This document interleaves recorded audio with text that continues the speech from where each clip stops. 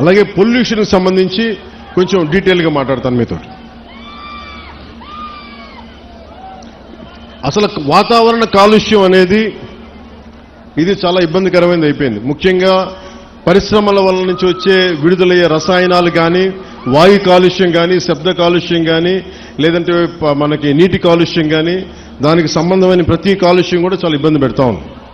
So నేనేం మాట్లాడానంటే, మత్స్యకార సంఘాల దగ్గర నుంచి, నాయకుల దగ్గర నుంచి, మన మూలాపేటలో కానీ వీళ్ళుండే ఎన్జిఓలు అందరూ కూడా మాట్లాడుతూ ఉంటే, అందరూ మన మత్స్యకార కులాల నుంచి వచ్చిన వాళ్ళు మాట్లాడుతుంటే నాకు ఒకటే తెలియజేశారు, మేము పరిశ్రమలకి మేము వ్యతిరేకం కాదు, పరిశ్రమలు రావాలి, కానీ అది మా జీవనోపాధిని దెబ్బతీయకూడదు. ఇది నాకు ప్రత్యేకంగా తెలియజేశారు. సో దాన్ని దృష్టిలో పెట్టుకునే ఇక్కడున్న మన పిఠాపురం, ఈ ఉప్పాడ కొత్తపల్లి ప్రాంతం ప్రజలతో పాటు రాష్ట్ర ప్రజలకు కూడా నేను ఒకటే తెలియజేస్తా ఉన్నాను. ముఖ్యంగా నేను ఎన్విరాన్మెంట్ మినిస్ట్రీగా నేను బాధ్యత తీసుకున్న, pollution control board, PCB, environment బాధ్యత తీసుకున్న తర్వాత, ఫారెస్ట్ బోర్డు బాధ్యత తీసుకున్న తర్వాత ఎక్కడా కూడా పెట్టుబడులు రావాలి, పరిశ్రమల్ని భయపెట్టకూడదు గత ప్రభుత్వం లాగా అని చెప్పి చాలా జాగ్రత్తగా సంయమనంతో తెలియజేస్తా ఉన్నాం. సరే, వాళ్ళ తప్పు లేదని ఉంటే సరిదిద్దుకునేలాగే ఒక ప్రయత్నం చేస్తా ఉన్నాం. సో నేనేమడిగానంటే, ముందు మీకు కొంత అవగాహన రావాలి కాబట్టి పరిశ్రమలు కనుక లేకపోతే మనం ముందుకు తీసుకెళ్ళాం అభివృద్ధిని.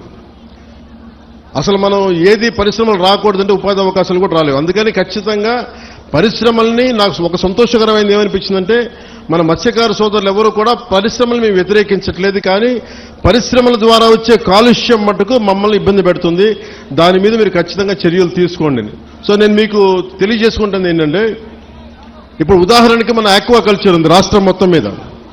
అది మనకి గోదావరి జిల్లాల్లో కానీ, కృష్ణా కానీ, నెల్లూరు, మిగతా జిల్లాలు ఎక్కడున్నా కానీ దాదాపు ప్రతి సంవత్సరం 1,30,000 కోట్ల రూపాయలు ఆదాయం మనకి వస్తూ ఉంది.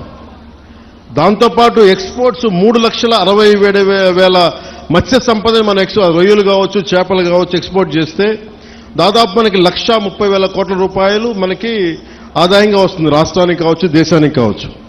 అలాగే ఎంప్లాయ్మెంట్, ఉపాధి దాదాపు డైరెక్ట్గా 3,72,000 మందికి ఉపాధి లభిస్తూ ఉంది.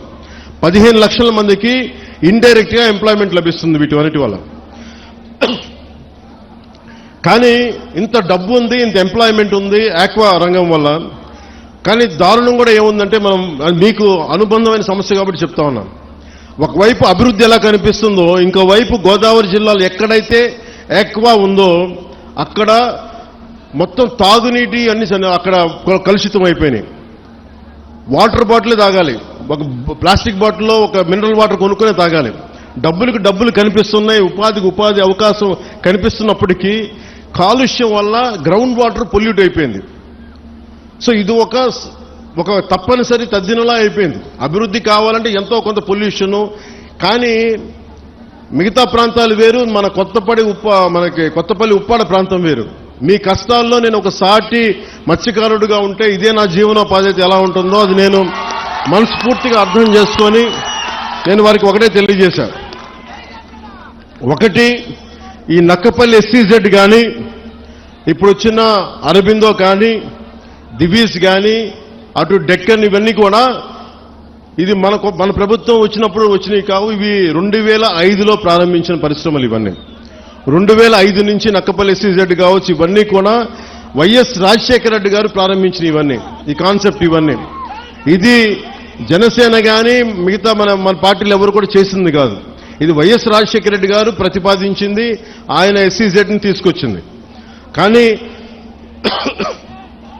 ఇక్కడ సమస్య ఏమొచ్చిందంటే, వ్యర్థాలని శుద్ధి చేయకుండా సముద్రంలో కలిపేస్తున్నారు. తద్వారా ఏం జరుగుతుందంటే మన మత్స్య సంపద దెబ్బతింటా ఉందని. ఇదే కదా. దీనికి నేను ఒక మత్స్యకారుడిగా నా జీవనోపాధి అయితే నేను మీలాగా ఎలా ఆలోచిస్తాను, నేను కూడా అట్లాగే ఆలోచించాను. అంతేగాని నేను ఒక డిప్యూటీ సీఎంగా ఆలోచించాలా, ఒక ఎమ్మెల్యేగా ఆలోచించాలా, ఒక సాటి మత్స్యకారుడిగా ఎలా ఆలోచించాలో అట్లాగా ఆలోచించి మాట్లాడాను.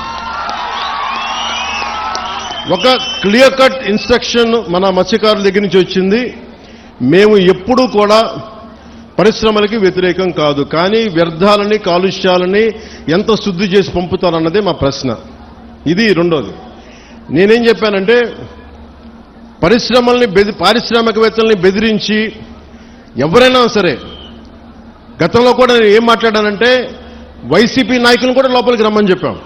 ఇది కూటమి ప్రభుత్వం అయినప్పటికీ కూడా నేను ఒకటే అడిగాను, ఇది పవన్ కళ్యాణ్ పిఠాపురం నుంచి గెలవటంలో వచ్చిన సమస్య లేదంటే ఉన్న సమస్య అంటే ఇది ఎప్పటి నుంచో ఉన్న సమస్య అని చెప్పారు. నాకు ఆ భరోసా నాకు ఇచ్చారు. నేను సందేహించడానికి అడగల, శంకించడానికి అడగల, మన అసలు ఎలా వచ్చింది మూలం ప్రజలందరికీ తెలియజేయడానికి. సో నేను అన్నీ మాట్లాడితే ఖచ్చితంగా ఈ కాలుష్యం మీరు లేనిపోయిన అభాండాలు మత్స్యకారులు ఎవరు వేయరు, అది నేను అర్థం చేసుకోగలను. మనం మత్స్యకారులందరూ ఎలా ఉంటాం, కష్టపడతాం, ధైర్య సాహసాలతో సముద్రంలోకి వెళ్తాం, వేటపడతాం, చిన్నపాటి గొడవలు ఉంటాయి కానీ కక్షలు కారుణ్యాలు పెట్టుకునే జాతులు కావు. మనం గొడవ పడతాం, వేటకెళ్లేవాడికి కోపం ఉంటుంది, వేటకెళ్లేవాడికి పౌరుషం ఉంటుంది. అంతేగాని మనం ఎవరిని కూర్చొని ఒకటి పొట్ట కొట్టాలనో ఇంకోటి అనుకునేది కాదు. కానీ మన పొట్ట కొడుతుంటే మనకి బాధ ఉంటుంది, మనకి ఆవేదన ఉంటుంది.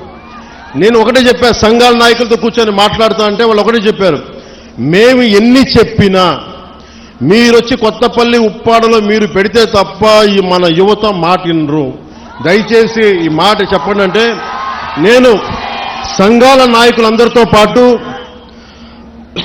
మత్స్యకారి పెద్దలందరితో పాటు చాలా మంది యువతను అడిగాను. దాదాపు 8-9 మంది యువతతోనే ప్రత్యేకించి అడిగాను. చెప్తే వాళ్ళు చాలా ప్రోగ్రెసివ్గా ఉన్నారు.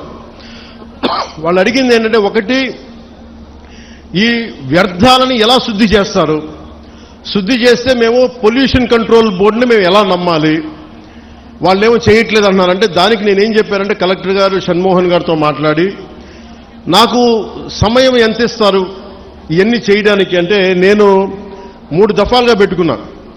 ఈ 3 రోజుల తర్వాత మళ్ళీ నేను ఒక పడవ తీసుకొని మీరు ఎక్కడైతే వ్యర్థాలు వస్తున్నాయో, ఎక్కడైతే మన మత్స్య సంపద నాశనం అయిపోతుందని మీరు చెప్తున్నారో వాటిలో ఒకసారి నేను వెళ్ళి చూస్తాను.